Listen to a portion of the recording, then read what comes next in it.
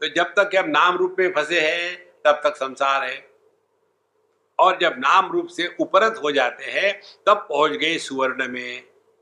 और सुवर्ण में पहुंचने के बाद फिर प्रश्न पूछेंगे, लेकिन ये जो हमने पहले नाम रूप देखे थे उसका क्या हो गया?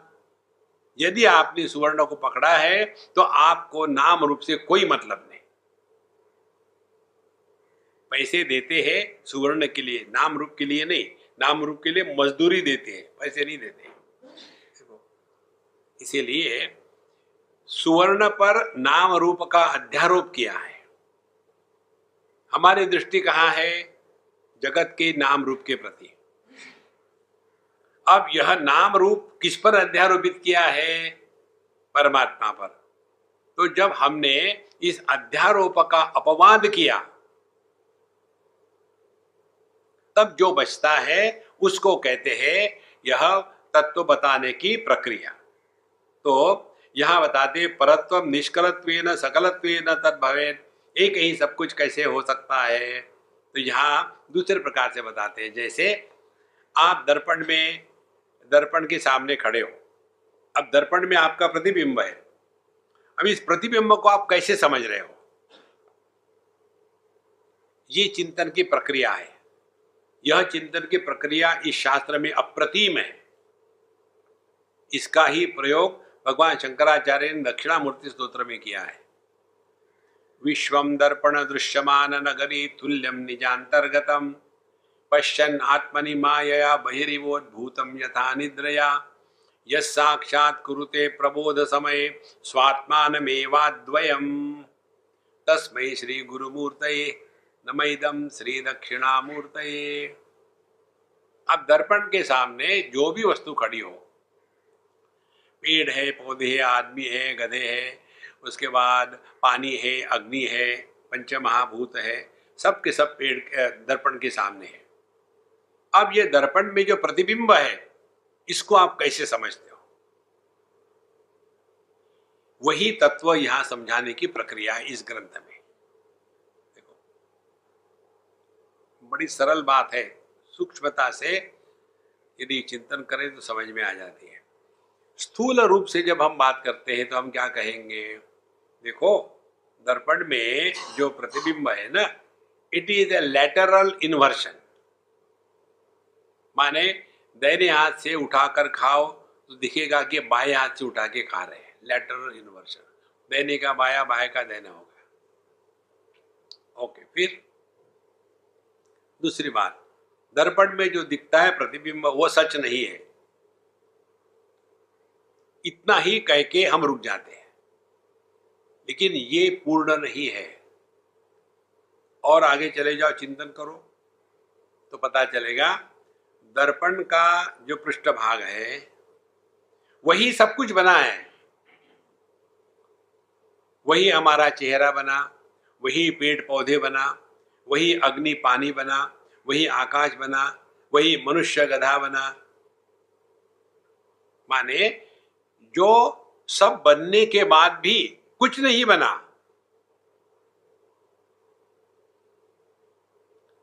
ये समझ में तब आएगा जब हमारा स्टैंड पॉइंट बदल जाएगा। यदि हम लहरों में फंसे हैं तो इसी में खेलते रहेंगे।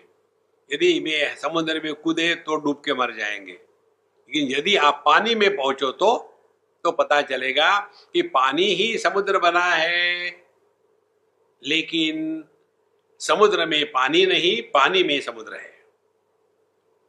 पानी ही सब लहरें बनी है, लहरें टूटती है लेकिन पानी नहीं टूटता। इसको कहते हैं कि परमात्मा सर्वव्यापी और सर्वोत्तीर्ण, साइमल्टेनियसली इमिनेंट एंड ट्रांसेंडेंटल। इसीलिए अन्वय व्यतिरेकाभ्याम, अन्वय माने सर्वव्यापी। सभी आभूषणों में सुवर्ण का होना यह अन्वय है, और सुवर्ण बिना आभूषण बन के रहना ये सुवर्ण में आभूषणों का व्यतिरेक है। ये किसको समझ में आएगा?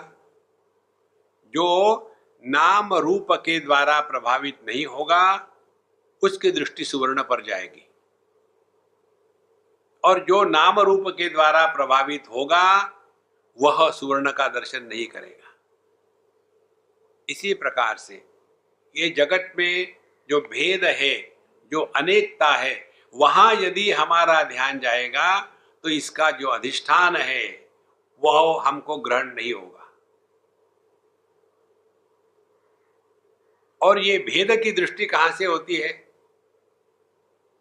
जब तक हम अपने इंद्रिय, मन और बुद्धि इनके माध्यम से किसी भी वस्तु का ग्रहण करेंगे तो हमेशा इन माध्यम से परिच्छिन्नता का ग्रहण होता है, परिपूर्ण का ग्रहण नहीं हो सकता। देखो, हर एक इंस्ट्रूमेंट की अपनी कैपेसिटी होती है। आंखें केवल वायलेट से लेकर के रेड तक इतना ही लाइट वेव्स देख सकती है, उसके परे नहीं। और यदि हम ये दुराग्रह करें इसके परे लाइट है ही नहीं, तो हम संसार में फंस गए। तो क्या करना है? इन लाइट वेव के परे चले जाओ। कैसे चले जाए? ये लाइट या लाइट वेव्स किससे दिखती है? दृष्टि से। तो उस रूप रंग का त्याग कर दिया, दृष्टि में आ गए।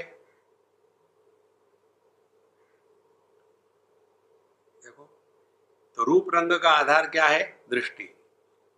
इसी प्रकार से यह जो नाम रूपात्मक जगत है जिसमें विविधता है, इन सब का आधार एक ही तत्व है। जैसे दर्पण में पड़ने वाले सभी प्रतिबिंब, चाहे जड़ का हो, चेतन का हो, स्थिर का हो या चल का हो, कोई भी प्रतिबिंब लो, सब का सब दर्पण का पृष्ठभाग ही बना है। तो दो तरह से समझना है। और इसीलिए ध्यान से सुनना, दोनों तरह से उसका अर्थ एक ही निकलता है। क्योंकि ये प्रतिबिंब मात्र है, इसीलिए दर्पण पर इसका प्रभाव नहीं होगा। अग्नि के प्रतिबिंब से दर्पण जलता नहीं, पानी के प्रतिबिंब से दर्पण गीला नहीं होता। एक बात। दूसरी बात, यदि दर्पण ही सब कुछ बना है तो जैसे गन्ने को डायबिटीज नहीं होती, इसी प्रकार से जगत का प्रभाव जो अपने स्वरूप में स्थित है उस पर कभी नहीं होगा।